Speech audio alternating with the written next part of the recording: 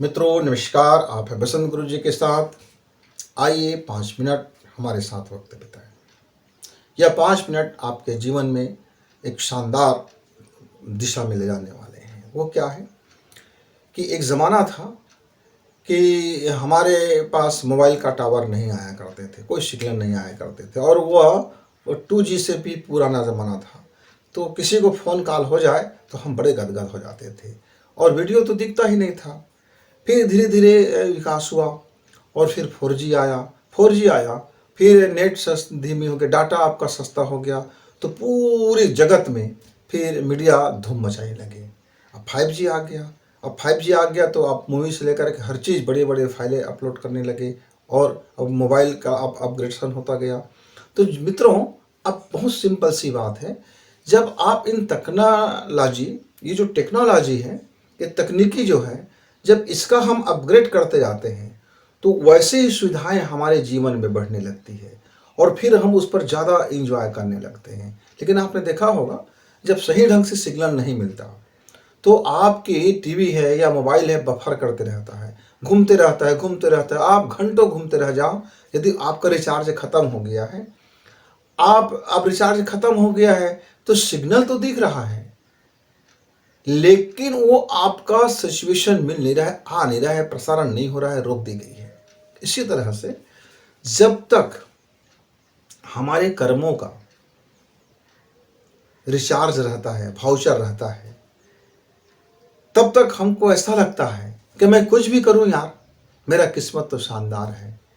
और मान लीजिए मेरा मोबाइल का अपग्रेड नहीं हुआ है, अब मैं 5G और 6G में भी मैं बैठा हूँ, लेकिन मेरा जो मोबाइल का हैंडसेट है वो खुद 2G भी उसमें काम करता है। मेरा सिम 2G वाला है, अब सिम ही मेरे पास 5G का नहीं है, न मेरा हैंडसेट 5G का है।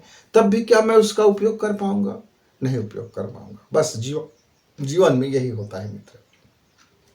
हमारी कामना, हमारी मनोकामना ऐसा होता है कि हम चाहते हैं कि हम हाई पावर की सारी शक्तियाँ हमको मिल जाए, सारी शक्ति और रिद्धि सिद्धि हमको मिल जाए, मनी मिल जाए, दुनिया भर की सुख सुविधाएं मिल जाए। लेकिन क्या आपने अपने कर्मों को, अपने लाइफ को, अपने माइंड को क्या उसके अनुकूल और उसके अनुरूप अपने को ढाल लिया है? नहीं मित्र। हम बचपना में बड़े फूल होते हैं। फूल मतलब मूर्ख होते हैं, बेवकूफ़ होते हैं, नादानियाँ होते हैं, और ये बेवकूफ़ियाँ, ये नादानियाँ न जाने जीवन के साथ साथ और बढ़ता हुआ चला जाता है। हम प्रकाश से अंधेरे में चले जाते हैं। अब बताइए, अब लाइट चली गई, तो मैं तो हूँ, आप भी हो, पर क्या हम एक दूसरे को देख पा रहे हैं?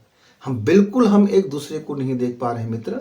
ठीक जीवन में भी ऐसे ही, जब तक आपके पास रिचार्ज है, जब तक आपके पास चीज़ें हैं, तब तक आप उस प्रकाश का उपयोग करते हैं। लेकिन जैसे ही आपकी वहाँ का सर्किल कटता है, फिर आप अंधेरे में डूब जाते हैं, और फिर कहते हैं हाय हाय मैं अंधेरे में हूँ। तो आपको क्या करना पड़ेगा? सिंपल सी बात है, प्रकाश लाना पड़ेगा। आपको क्या करना पड़ेगा? सिंपल सी बात है, फिर आपको प्रकाश लाना पड़ेगा, और जो प्रकाश की आपकी क्वालिटी होगा उसके अनुरूप फिर हम दिखाई देंगे।